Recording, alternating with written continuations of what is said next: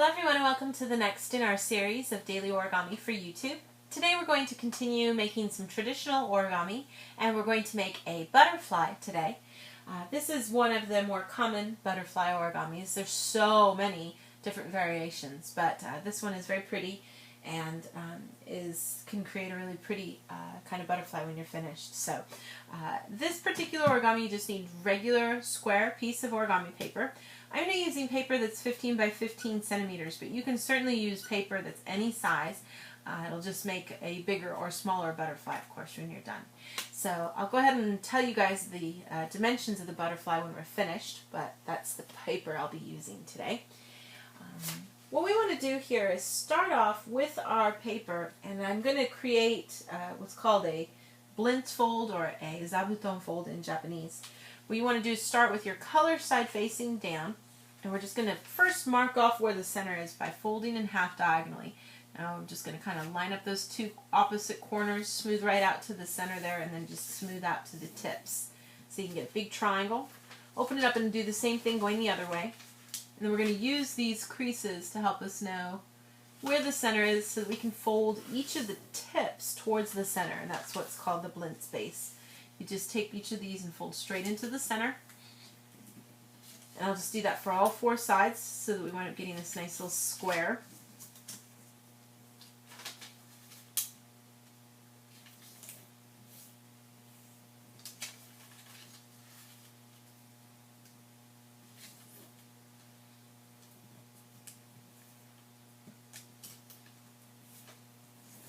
So you get something that looks like this. Then I'm going to go ahead and turn it over. And I'm just going to kind of repeat those steps, doing another blind space by folding into the center here.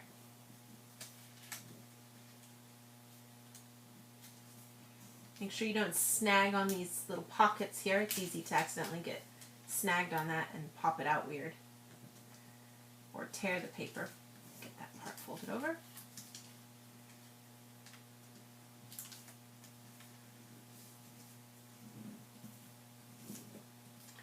Once you've gotten all those folded over, then I'm just going to go ahead and flip it over again and take these little parts that you see here and just open it all up.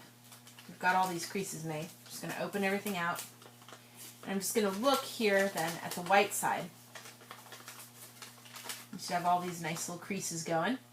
I'm going to take what I've got over here on the side and fold over towards the center. And there's some creases here already, that's good, but we're just going to kind of use them to help us, and you need to reverse the center part. But you're just basically just pushing it over and getting a new crease, get the crease to go this way.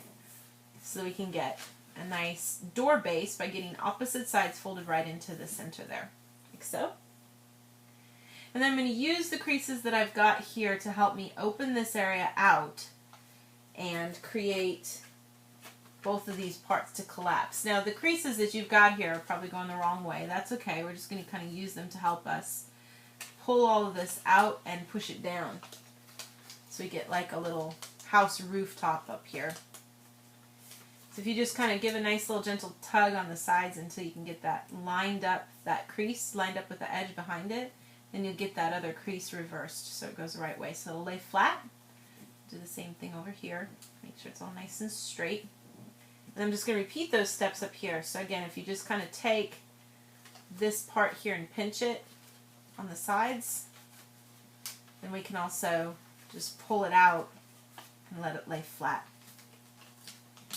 Make sure you start off with the top part, making sure that that's nice and creased over, and then taking these parts here and just making sure it's straight and flat is the big key.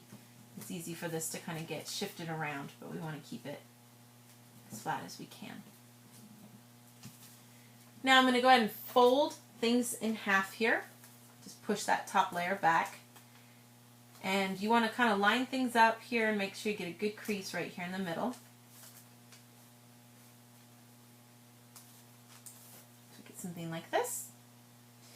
Then I'm going to take this top layer here, and I've got the crease already, but I'm just going to reverse it and pull this part over so that that edge hits the center.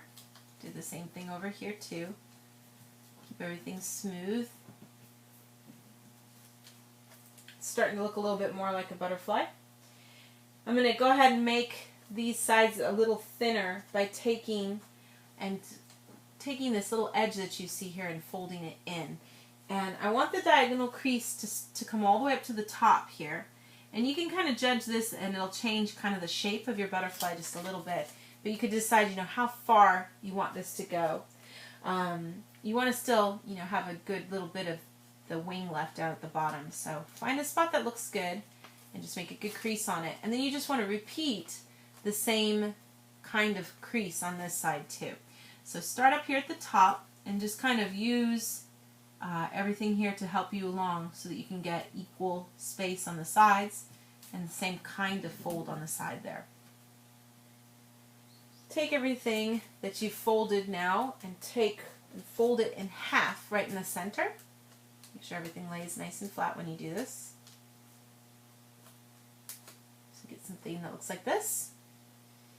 And then I'm going to take and create a small diagonal crease that runs right from the bottom where this hits right here on the side and comes up just at a little bit of an angle. What I'm going to be doing is just taking this layer actually and just folding it out.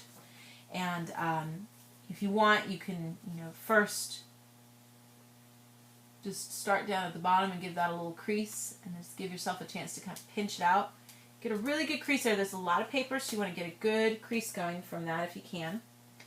And then you're just going to kind of fold in half. If you keep this part that you folded over, we just want to fold the other side over too, leaving this like V bit of stuff inside and allowing these two wings to still line up here.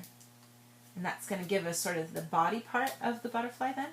When you open it up, you'll see then that you have this little bit of a mountain section here in the middle to serve as the body of the butterfly and to kind of give a little bit of an angle to the wings. And that should give you your completed little butterfly. Now I'll tell you guys the dimensions of the butterfly so that you know if you're making something for a special project. If we keep, like the body all set and we just look kind of for the wingspan, it's about 13 centimeters wide.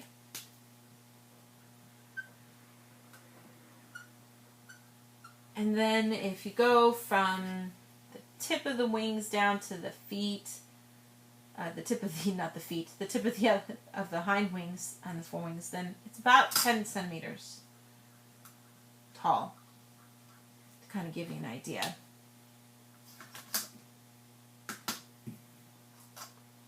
And these work really great as a mobile. You can kind of thread some string through the top here and have them kind of hang from the ceiling. They look really pretty that way. So just a really pretty little butterfly, which is our finished project for today.